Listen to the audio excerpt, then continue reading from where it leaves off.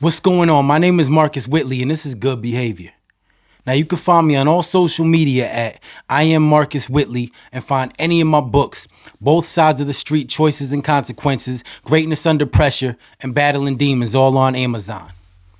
Now, in this episode, I want to talk about who's around you, because the people you keep around you define the type of person that you are. I've noticed there's a lot of people that'll stick up for or try to justify their friends' out-of-pocket behavior and act like it doesn't affect them because it's not them, it's their friends. Look, people don't care if it's you or not. If someone sees that your friend or family don't know how to act or they're untrustworthy, but you still keep them around you, they're going to look at you in that same light. So I want you to think about that, because it doesn't have to be you. Now, if you start hanging around with clowns because you think they're funny, people are going to start looking at you as a clown. You'll start picking up on clown behavior because that's all you keep around you.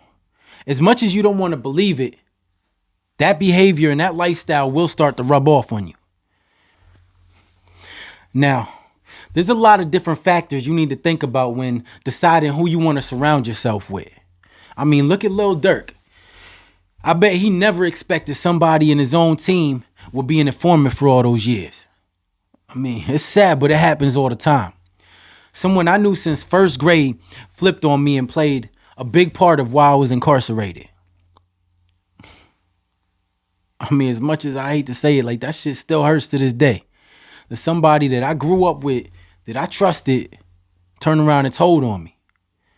I mean, I wasn't living the best lifestyle, but still, you don't do that to somebody you grew up with. Now, that changed the way that I looked at people and made it harder for me to trust people. But that's not the only kind of issues that you might have dealing with people that you let into your life. When I was younger, I hung around with people who would use me for money or rides or just to get out. They had no motivation to do anything for themselves other than eat off of my plate. All they would do is take, but never give. They didn't add value. Now see, when I was younger, I didn't understand what that was. I just saw it as those were my people and we had each other's back. If I was down, I thought they would be there for me, but that wasn't the case at all. I was in denial and thought that because they were my boys that I had an obligation to them. If I eat, we all eat. That was my mindset at the time. But later on I realized, how can you climb to the top if you're carrying all that extra weight? If all of these other people who don't want to do for themselves just want you to carry them to the top with you, that's going to make it a lot harder to get to the top. Now, this is what I mean when I talk about adding value.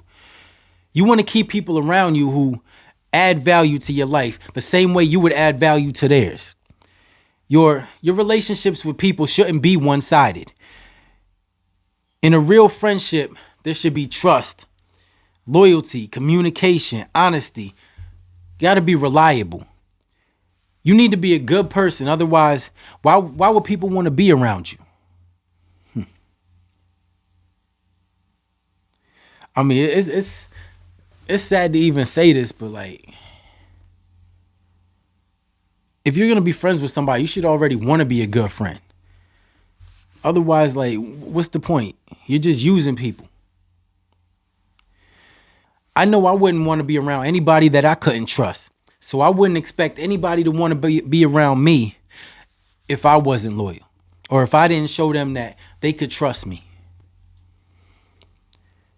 Now, I know a lot of people aren't always going to see eye to eye and there will be fights and arguments, but you need to know that that person truly has your best interest at heart. And would you have theirs? If they're successful and all of their hard work was paying off, would you be happy for them without being jealous? Would you help them if it was within your power with no other reason other than you wanted to see them win.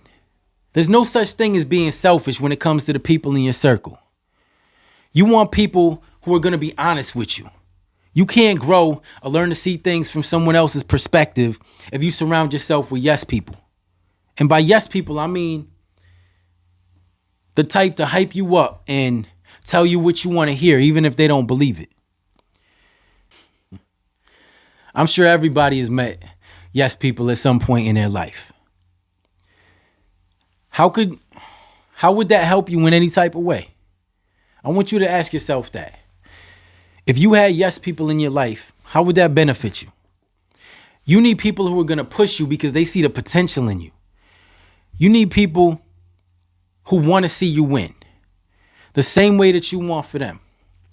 Now, I can't stress this enough, but I want everybody to understand this.